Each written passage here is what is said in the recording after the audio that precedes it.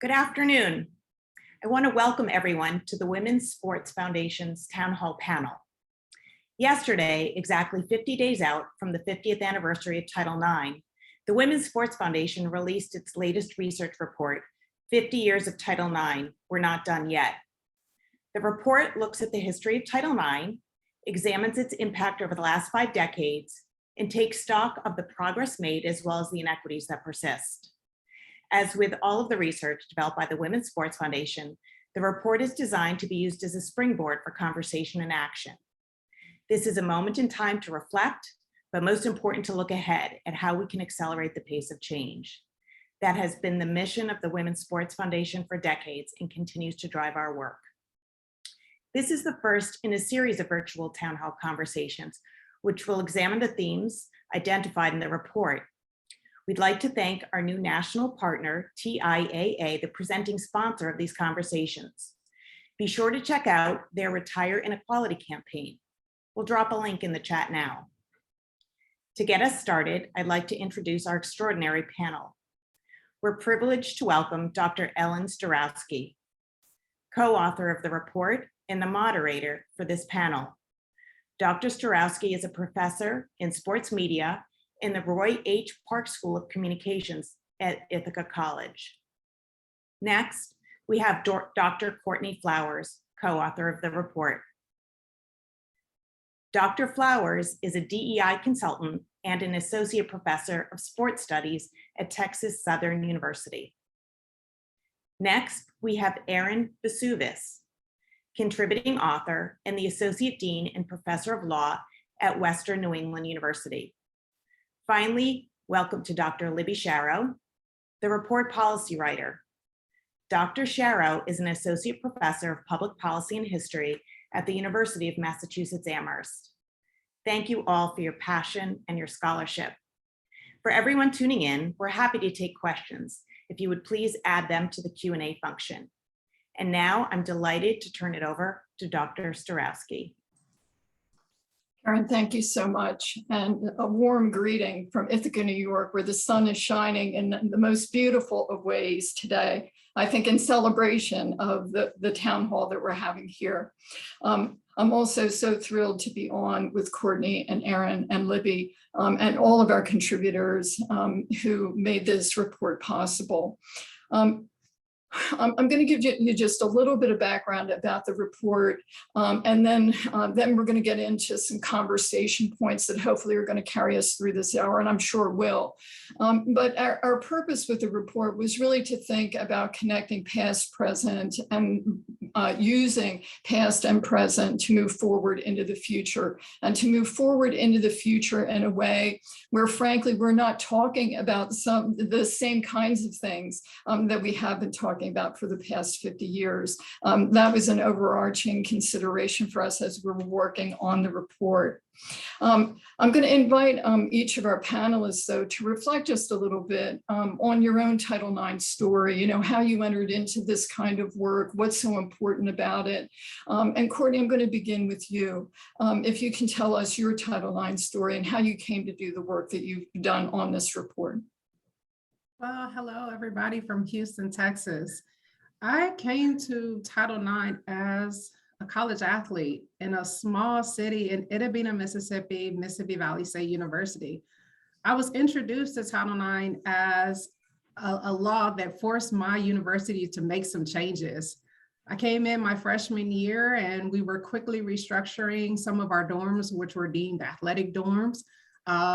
We had some facility changes, and as a young freshman, I asked a lot of whys. Why is this happening? Why is this happening? And was constantly given the idea that Title IX was this horrible thing that was forcing us to change. It wasn't until I got to Grambling State and really started to study Title IX and looked at it and realized, wow, it's not something that's evil. It's something that's there to really make some equitable changes in sports. But what Title IX is for me, just not only as a college athlete, it's a way to really support the education that's needed. And so I'm in this work as an advocate, obviously for women's sports, but also as hopefully as a voice to show that there's a need still today, 50 years, to make some changes. Thank you, Courtney. Erin, what's your story? Well, I came to Title IX, I guess, as an aspiring law professor about the time that I wanted to make being a law professor my career. It happened to coincide with a policy decision that the Bush administration had made about allowing colleges and universities to substitute interest surveys for more meaningful compliance tests. And at the time, I thought I was more of an administrative law nerd, and I was going to research that as an example of agencies making decisions bypassing notice and comment processes. Well, it turned out I was way more interested in the substance of that policy and the impact that it would have on colleges and universities and their athletic programs. And so I pivoted, changed gears. Administrative law is wonderful, but I decided to foreground the Title IX impacts of that policy. And one article leads to another, and I've been writing about Title IX ever since. Libby. Thanks so much, Ellen. It's great to be here today. So my Title IX awakening story actually started very personally. I was a first-year student at the University of Minnesota, and I had, in that first year, joined a club rowing team.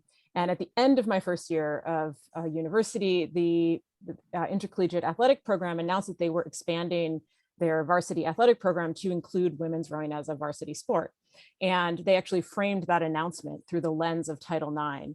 And so I had a moment where I recognized that I had an opportunity for my life to change, and it was tied very directly to policy implementation efforts. So that really went on to define how I understood the rest of my competitive career. I wrote an undergraduate honors thesis as an undergraduate on Title IX compliance. And my first job after finishing my BA was to stay in coaching for 5 years with the team before deciding to go on and continue my education. While I was coaching, I pursued a master's in public policy on a tuition credit that I received through my coaching benefits. At the same time, I started running marathons. So I also was sort of developing my athletic personality, I suppose, in that time as well. And the master's degree led me to decide to pursue a career in political science. And I mention the educational dimension of this because none of these things would have been possible without sex non-discrimination protections having been implemented long before I got to those moments. But I really understood that Title IX was central in those opportunities for me as well. So when it came time to develop my scholarly research agenda as a social scientist, it became very clear to me that my interests in the politics of public policy, in policy history, and the consequences of public policy for American politics and for American society more generally really demanded additional attention to the case of Title IX. And so for the past 20 years, I have been writing and publishing in social science outlets, predominantly, although historical outlets as well, in and about Title IX and its consequences. It's so interesting to listen to each of your takes on this question, because in some ways, with certain laws, until the law comes knocking on your door, you may not necessarily really be paying attention to why it's so important. But one of the things that I've carried with me over decades, from the time that I was a coach and an athlete even, I was in college right around the time when Title IX was passed. From the time as a player to a coach to an athletic director to then an academic, working with athletes, working with students on a day-to-day basis. To me, Title IX is so compelling because it gets us to think about what we owe our students, what we owe our athletes, the people who we encounter on a day-to-day basis, and really asking ourselves this deep question about, are we really seeing them? Are we seeing what their promise and potential is? Are we making sure that we're removing all of the roadblocks to whatever that promising, glittering moment of their futures might be? So to me, any conversation around Title IX, it is about a law, it is is about a regulatory system. It is about numbers in terms of monitoring progress, but fundamentally, it really is about the human experience and what we owe our children in terms of what their futures potentially can be. And I'm hearing all of that in each slice of your stories. And I want to elaborate a little bit on that. And of course, sort of as the senior member of the team, I might add, it's kind of a very interesting moment to be researching something that you've lived through, I mean, that's been sort of interesting as an exercise for me. But when we look back over the past 50 years, what is the importance of looking back over the past 50 years in terms of how that affects the way that we approach this anniversary, and then ultimately how, what we might learn from those past 50 years that might lead us forward. Erin, I'm going to start with you on this. What are your thoughts about that? I mean, I think that's that's a perfect question to kick us off. I think we're at a moment of introspection and reflection that really leads us to twin conclusions about the progress that Title IX has inspired, and at the same time recognizing how much more there is to go. I think that for the next chapter of Title IX's life, I think it would be some changes to our approach and understanding the statute. I think one cultural shift that I would like to see would be more individual buy-in to Title IX's mission. I think right now, people see it as, if they're contemplating Title IX, that this is something that colleges and university administrators need to worry about. This is something school districts need to worry about, and maybe not taking a sort of individual approach to Title IX. To me, when I look out at schools that have egregious compliance problems, and maybe I won't name examples in this webinar, but I can't believe they still have fans. I can't believe that people will spend their money for recreation on tickets to see a football game at certain schools that have such egregious Title IX problems, or that people are willing to send their children of any gender to schools that are egregiously flaunting Title IX. So I think one thing that would be a difference that we could strive for, a difference in our approach, is to not just leave this up to schools, not just leave this up to government, not just leave this up to litigants, but to really try to encourage people to take more personal responsibility and vote with their feet, vote with their fandom, vote with their college admission choices, and to really try to add some market pressure, I think, to try to close some of these remaining compliance gaps. That's a really, really interesting observation, and one especially in a social media age where one could anticipate that kind of idea would take fire, right? So I really appreciate that perspective. Libby, what do you think about this? Yeah, I would echo, those are great observations from Erin. And I think about this question, as a historian, and to me, it's really important that we look back over the last 50 years in order to ground what I think our orientation towards this anniversary ought to be, which is really a critical sort of celebration of policy that has an eye both towards the successes and shortcomings of how policy has been implemented. And that, both of those things, both the celebration of all that that implementation has accomplished and the concerns around what it has been unable to do as currently formulated, are really absolutely crucial. And so the report, to my mind, really helps to ground us in those reflections about the impacts of Title IX in a meaningful way.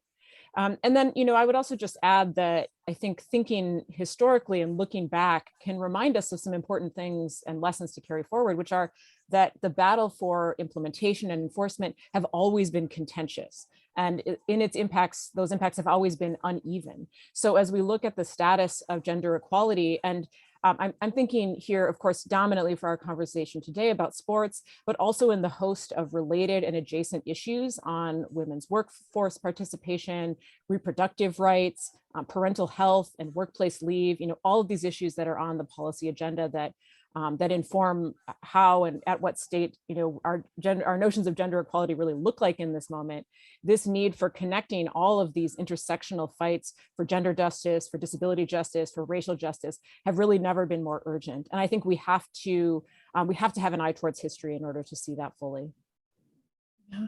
And I really appreciate what you said there, but, especially within the context and certainly as a historian, I think you have a deep appreciation for this, that the society overall has a tendency to be ahistorical or to, have significant historical blind spots. And when we were putting the report together and the way that we put it together with such a consciousness about history, I struggled with that early on, and even strategically in terms of for those of you who are going to hopefully get driven to the report at some point, I struggled a bit with the amount of references that we made to all of the materials that have been produced that are out there that tell athletic departments, that tell athletic administrators and college administrators what they should be doing that they don't always do. But part of the method to the madness there was to provide perspective to say, in this time period, you may feel like this is a new issue, or you may feel like we've been there and we've already done it. But when you actually look at the expanse of history, what you see is that there has been efforts over and over and over again to get schools to comply and to do it in a willful way and in a way that really creates substantive change. And so, that grounding in history, I think, helps to make the argument that that these are not new issues, that they're things that we've discussed over and over and over again, and that hopefully history advises us this time around that we'll be making decisions based on that. Courtney, I want to pull you into this. What's your take on this idea of history, how it advises where we need to be going into the future? For me, you really have to look at the path behind you to understand the path before you. I think there's a crucial need to understand that there's so much miseducation in Title IX that there will unfortunately always be a need to historically look at the timeline to truly understand how impactful it was.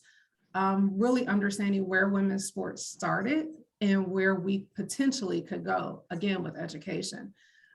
My thoughts are very similar to what Erin and what Libby have shared. There's need to understand the policy. There's definitely need to understand the history, but we really have to frame it such that that understanding doesn't get misconstrued. I think in our system right now, there's still a little bit of miseducation that deems Title IX as a negative resource for athletics. We still unfortunately have some athletic leaders that don't see Title IX as a vital resource, but as a compliance mandate. And I think until we strive to really change that, and it can be done through policy, it can be done through history, but I also think it has to be done on a grassroots level. And so as tackling this report for me, it really opened my eyes to, yes, you do a lot of writing on Title IX, but it's time to hit the ground floor and actually start working. And so I think supporting some of those grassroots, organizations that are taking this work and really justifying the need for it, really helping us to see the lack of participation opportunities and really looking at uncovering those obstacles that those young girls are facing is really what the report drove for me. But that definitely has a correlation to understanding the history of it and understanding the policies too. And I love what you said about kind of this compliance mentality versus really embracing what's being asked of us as educators and as people living in educational settings and providing the best opportunity for the students who are around and with our colleagues who are trying to do good work. And I think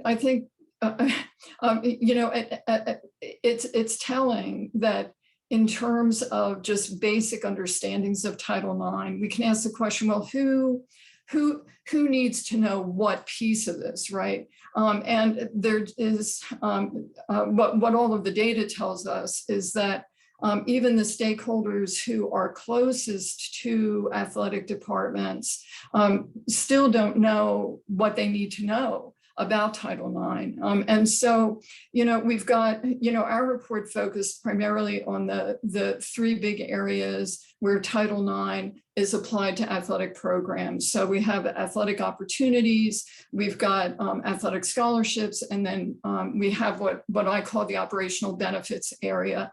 Those of you in the audience may be more familiar with it being referred to as the laundry list, but it's that whole area that supports the opportunity to play. So whether it's quality of coaches, access to coaches, facilities, uniforms, equipment, travel expenses, paying off referees, although that could have been stated more artfully. I'm not advocating that we buy off referees, but that whole area of benefits. So even that nugget is something that some people are not aware of, that Title IX applies to all three of those areas, right? And if we look at what our coaches know and what our athletes know, and even some of our administrators, there's been a raft of research over the past decade and a half that has shown that we have significant portions of these stakeholders who are operating in athletic departments that don't understand what's actually required. And Erin, I wanted to ask if you would talk about another piece of this, which is not only what people on the ground should know about, but about the role of a Title IX compliance coordinator, what the requirements are there, and what a Title IX coordinator is supposed to do on a campus.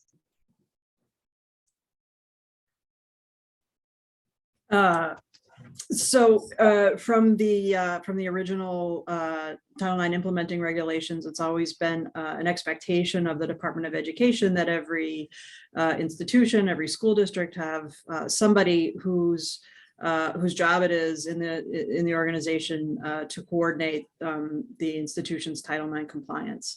That person's contact info should be readily available. It should be easy to find. That person is the clearinghouse for any Title IX reporting that gets done, and also the receiver of Title IX complaints that need an outlet and need to go to a particular place. I think that our collective awareness about the importance of Title IX coordinators has improved in sort of the last decade, in the wake of increased attention paid to Title IX's application to sexual misconduct. I think because it's much more clear the limitations of an institution response if there's not one person who has the complete picture of everything that might contribute to an overall pattern that could be a Title IX compliance problem or violation. Without a Title IX coordinator, it's possible for everybody to have just a little bit of a snapshot of a problem and not see it as part of a greater pattern. And so having a Title IX coordinator and making sure that all the institutional reporting trickles up to that person is critical for that role as well. I think what is now a challenge for Title IX coordinators, many of whom got their jobs because of our increased focus of Title IX's application to sexual misconduct, is realizing and understanding that Title IX athletics issues are also under their purview, and not something that they would defer necessarily to the athletics department to figure out on their own, or to assure, oh yeah, we've got this under control, but to make sure that that those issues are being addressed and monitored, from that Title IX office as strongly as all other aspects of Title IX. I think that's a good start. If there's follow-up questions on that, I can keep going. That's good. Thank you. Courtney and Libby, sort of as a follow-up to that, is there anything else about the Title IX coordinator's role, or anything else that you want to comment on in that area?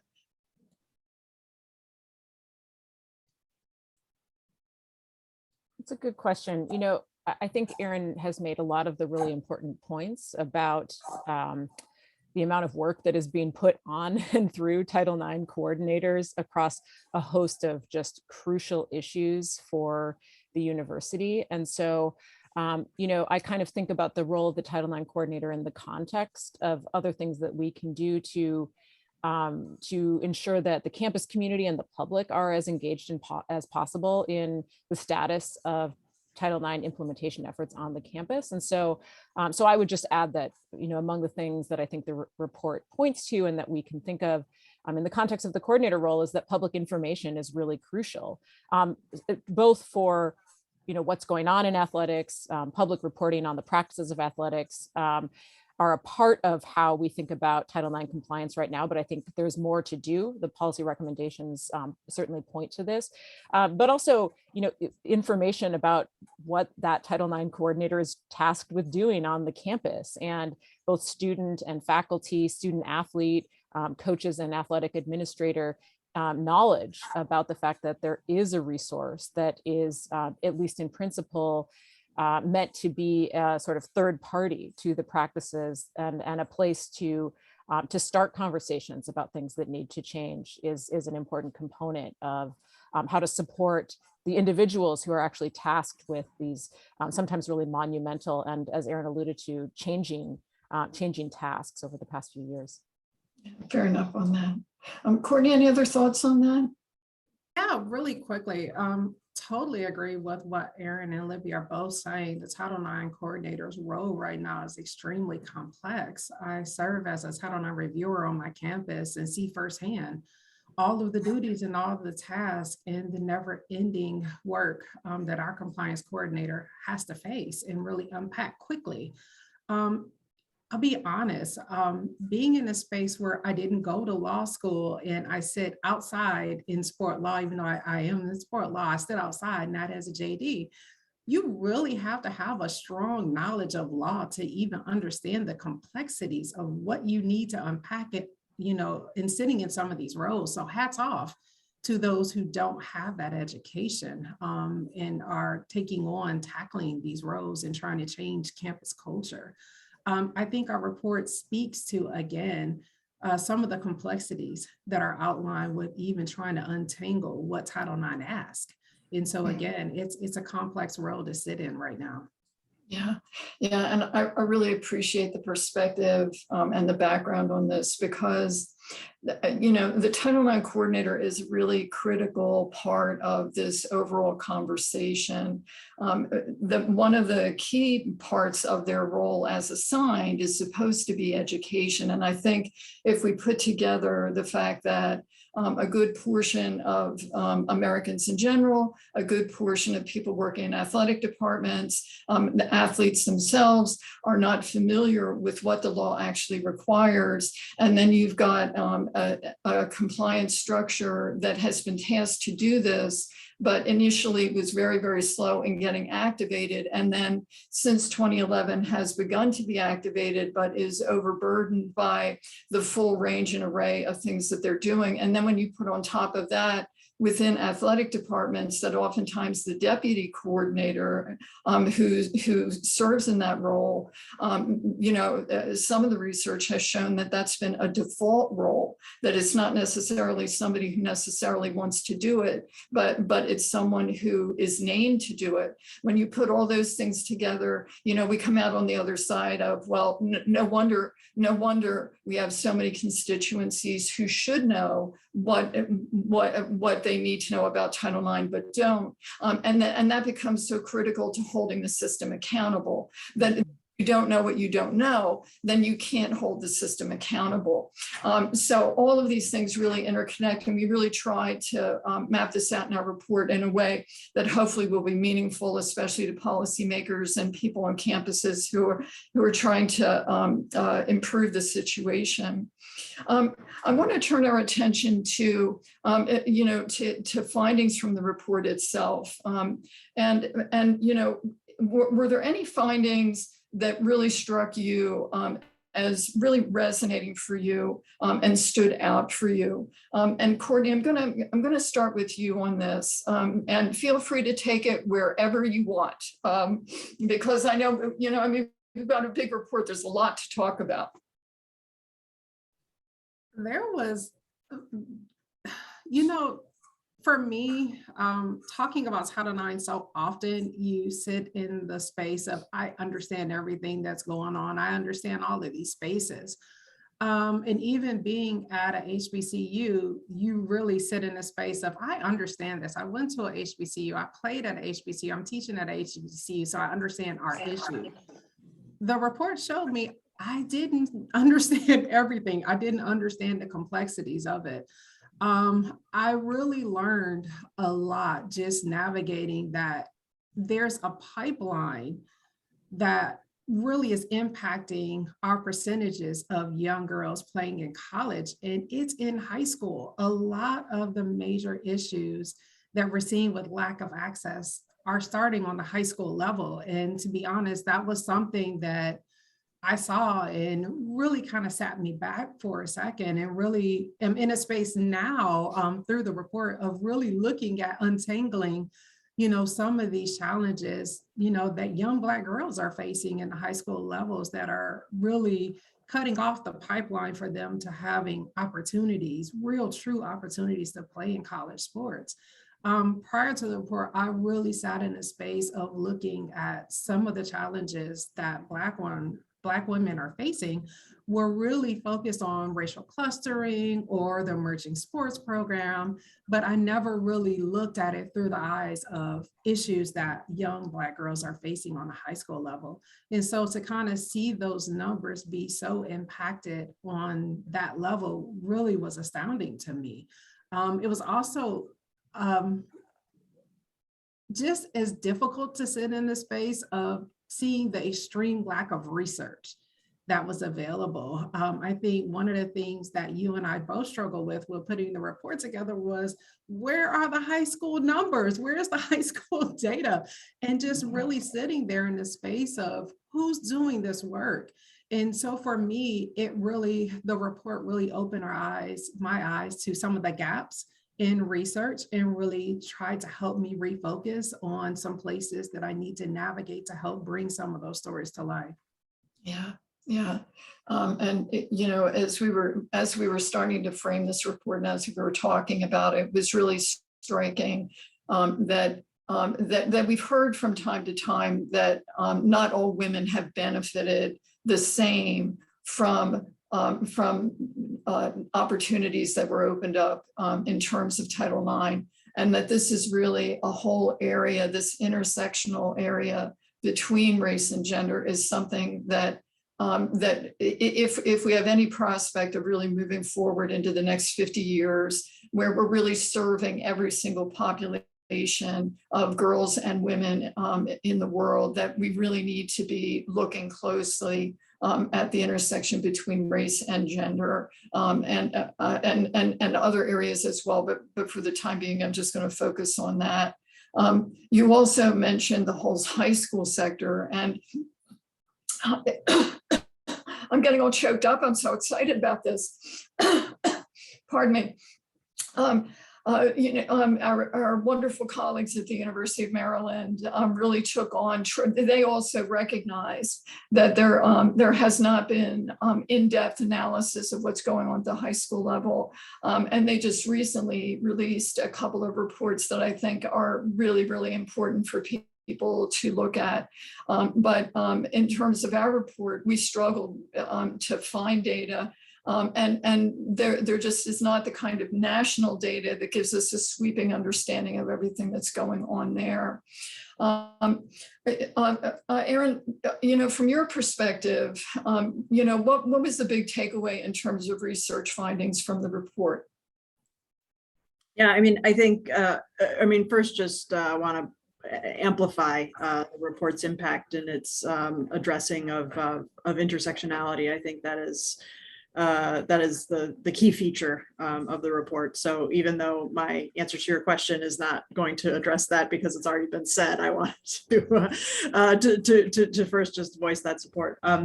But I think for me, one thing I noticed, especially as I was working on the section about athletic financial aid, that really drove home to me the ripple effect impacts that lack of participation opportunities has on all other aspects of athletic compliance. So it's impossible to have equitable distribution of athletic financial aid, even if you have proportionate distribution of athletic financial aid, if you don't have an equitable number of athletic opportunities to begin with. And I think the same can be said for the equal treatment factors as well.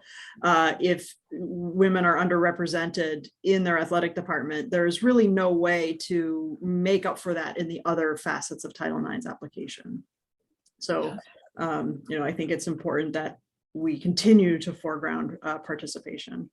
Yeah, I appreciate that. And from a magnitude perspective, the idea that we have $252 million plus more in athletic scholarship aid that is going to men athletes compared to women athletes, just within the limits of the analysis, and that and you can correct me on this, Erin, but is that number up to like 758 million? I'm correct about that? 741 million is the number that we came up with that represents the amount of additional athletic financial aid to women that would have to be provided if athletic opportunity was proportionately distributed. And we caveated that doesn't necessarily, proportionality isn't the only way to attain compliance and things like that. But we're also pretty suspicious of people who are claiming to comply with prong 3 without actually doing a prong 3 analysis. So I don't feel too bad about using prong 1 proportionality as a sort of rough proxy for what athletic opportunity should look like. And so we imagined if proportionality existed, how much more financial aid would go to women, and that number is huge. It's staggering. So yeah. It is staggering, and especially when we begin to put the pieces of the puzzle together, right? Where we're 50 years out from the passage of Title IX. We know that in terms of the analysis around athletic opportunities, we've got the 3-part test, which is, does our athletic participation proportionally match up with proportions in enrollment between girls and boys, men and women in enrollment. So is it proportional? If it isn't proportional, do you have a history and continuing practice of growing your athletic program to meet what is needed? And if you have been adding sports, then have you been meeting interest? But what we also know is we know that in the 50 years from the time that last prong was negotiated around interest, we know that interest has just grown exponentially. That one of the most stunning things in terms of Title IX's impact in the athletic area is the fact that we've had so much more athletic participation. So we've gone from 300,000 high school students, girls participating in varsity sports to over 3 million today. We've had tremendous growth at the college level from about 29,000 in 1972 to close to 300,000 today. And so what that pipeline tells us is if we have 3 million who are competing at the high school level, and we only have 300,000 at the college level, it becomes very hard to really accept an argument that somehow girls and women are not interested in competing on varsity teams. And I think that's part of what really needs to be reanalyzed as we move forward. And I think that's the reason why that reanalysis regarding, what athletic programs would look like and what the athletic financial aid picture would look like. I think the reason why I think those things are so important to understand in terms of dimension. We're getting down to about 2 minutes before we're supposed to open things up for questions and answer. Libby, I'll give you the last shot in terms of just any findings that stood out for you in the report, anything that you want to reflect on there. Yeah, I think I'll say just a little bit. I think all these points are crucial and great. I would just add, as we think intersectionally about impacts, that the inclusion of trans athletes and the future discussions about holding central trans athletes as core to our ideas about who women and girls are going to be an important dimension moving forward. But I might also just say a few things about the recommendations that we promote, just to give folks a little sense of what they're going to find in the report and how we have thought both about reflection and prospective thinking, because thinking retrospectively about the challenges that are continue to confront girls and women sort of leaves us with some good and bad news, in that among the things that the report concludes is that there remain many, many needs and avenues for action and activism among those who are committed to improving implementation of federal civil rights law in the next 5, 10, 25, and 50 years. So folks will find in the report that these recommendations we organize in a few different ways. Certainly, there are some that are focused and targeted towards policymakers at the federal, state, and local levels. But I would encourage readers to think of those as talking points. These are recommendations that can be taken directly by those who we think of as stewards of the public interest, whether they are elected members of Congress or state legislatures or administrators on campuses or high schools. So concerned citizens who are feeling activated or mobilized can think about those recommendations as things that they can take directly, right? So even if those who we imagine should be empowered seem to be laggard in their understanding, right? There's a lot of content there on what to push for. And some of the key themes I think pick up on the elements that have already come out in our conversation here about the need for sustained and even increased support for enforcement.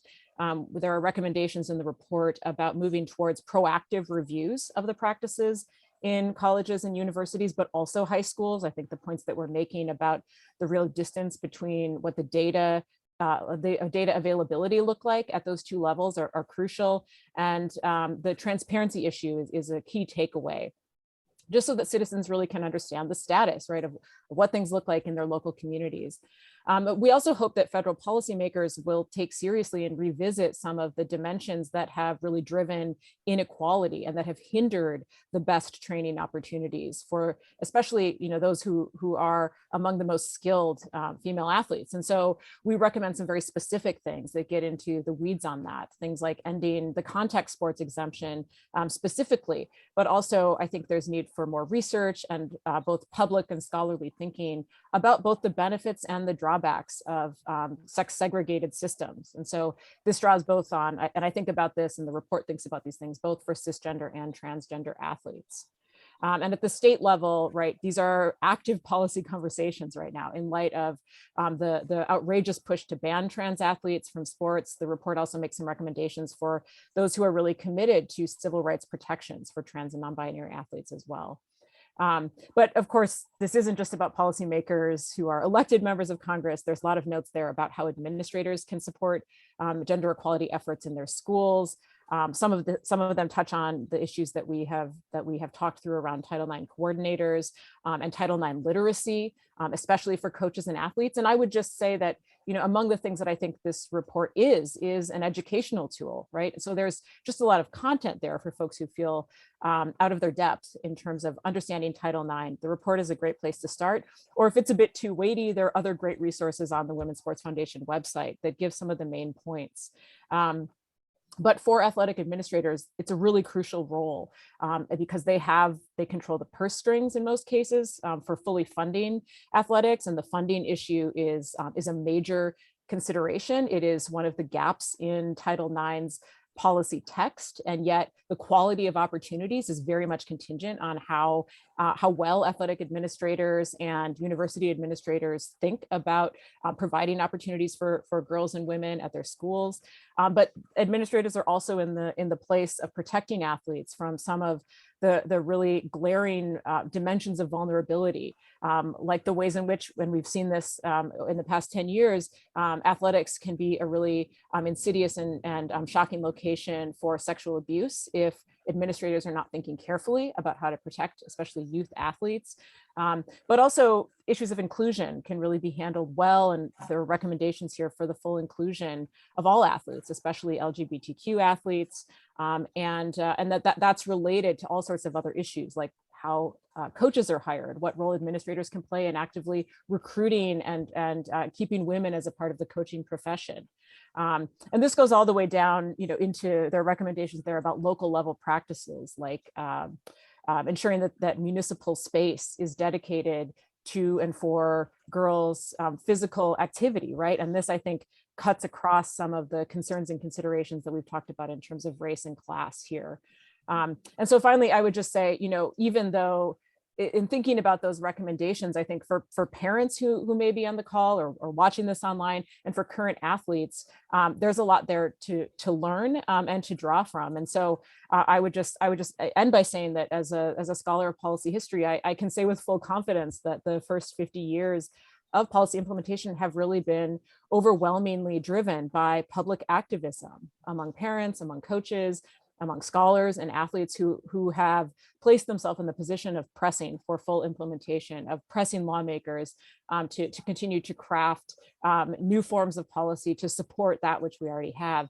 And so the report, I think, in reflecting on where we've been and where we're headed, makes some extensive recommendations about changes that, of course, need to come from the top down from policymakers and administrators, but also the urgent need for sustained attention and pressure from the bottom up. So, so I would say, there's a lot there to work with in that section as well.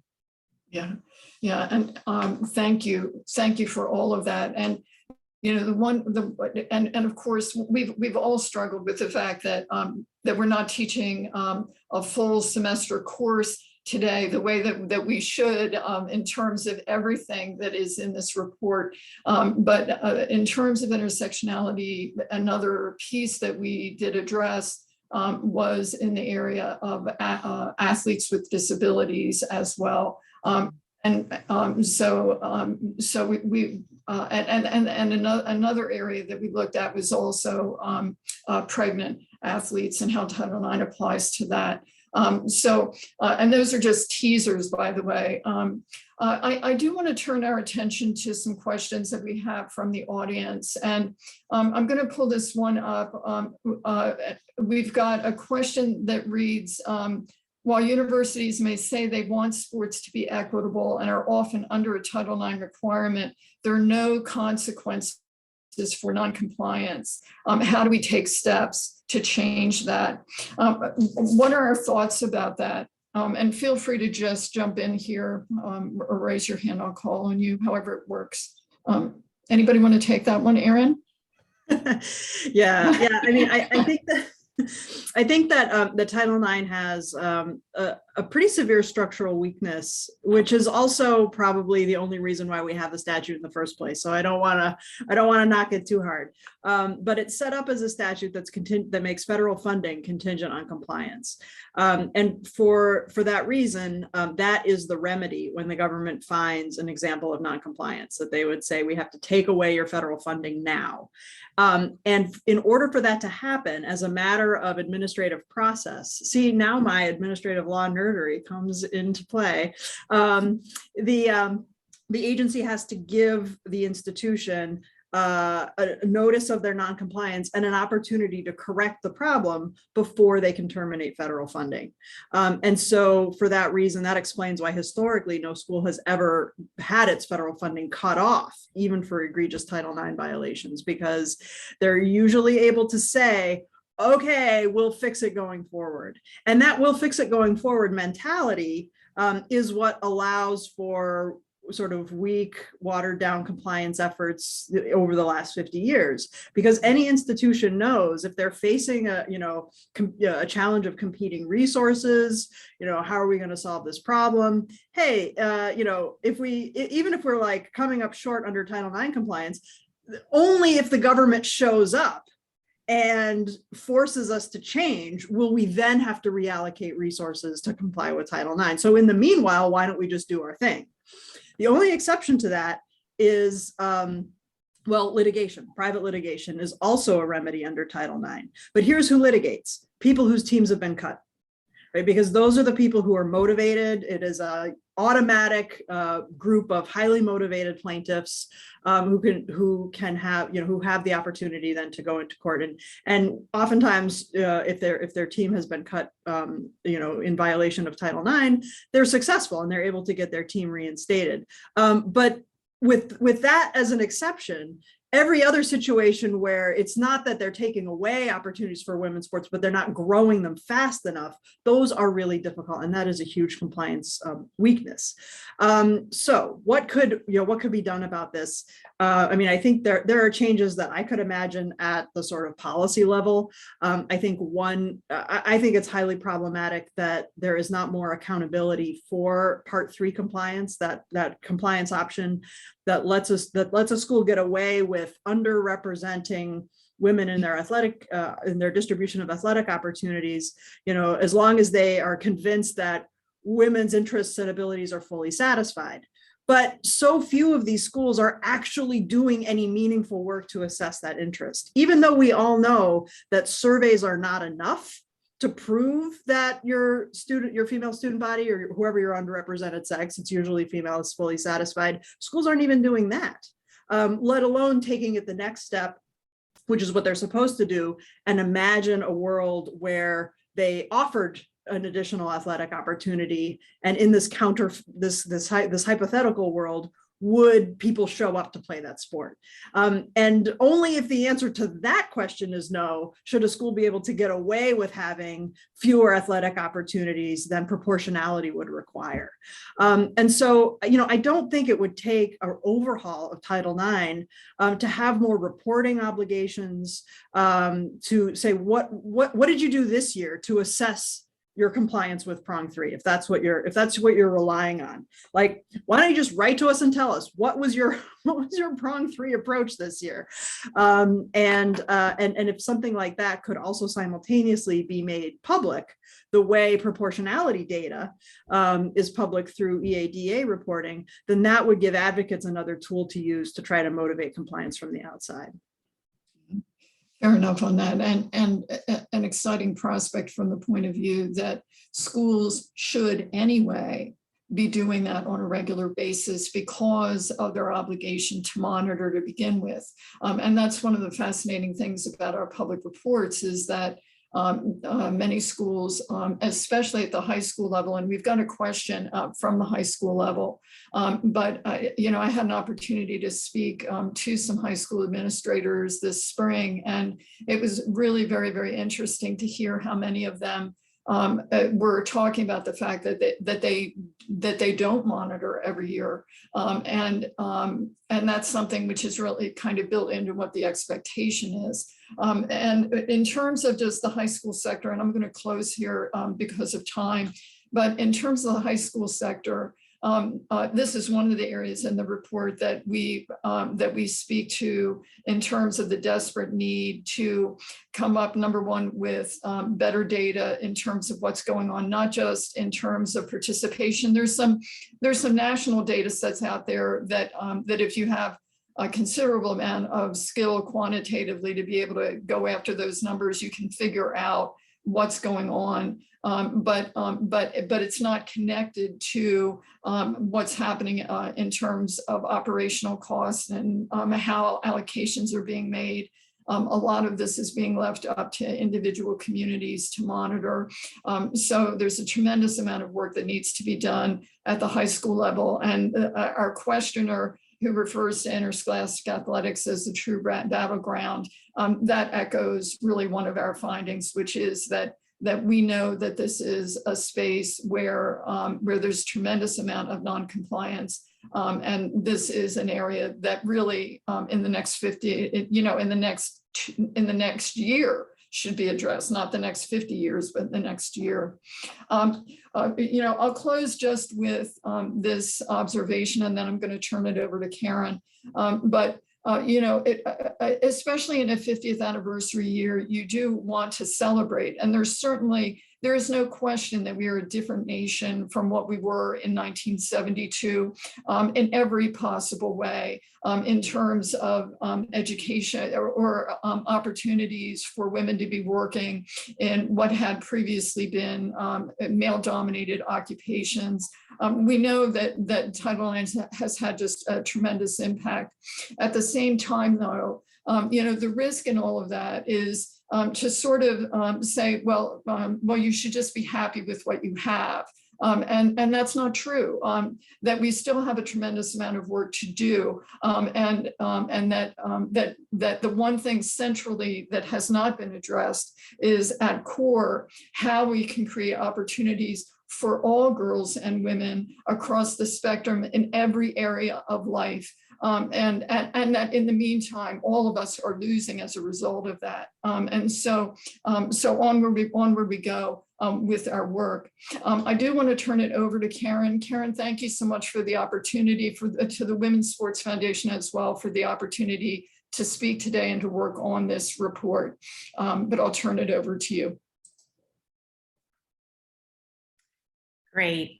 Thank you so much. And first, I want to thank our wonderful moderator and our panelists for this important conversation. As I mentioned, this is the first in a series of Women's Sports Foundation town halls taking place over the next few months and through September. And we hope you'll join us for the next town hall, which is Investing in the Promise of Title IX. It will be held on May 12th at 3:30 Eastern. And you can register and learn more about the Women's Sports Foundation's Title IX 50th anniversary activations on our website. And you can use the QR code on the screen to get there. At the beginning of this conversation, I spoke about using research as a springboard for action. Last month, the Women's Sports Foundation, the Billie Jean King Leadership Initiative, and the National Women's Law Center joined to form the Title IX Anniversary Coalition.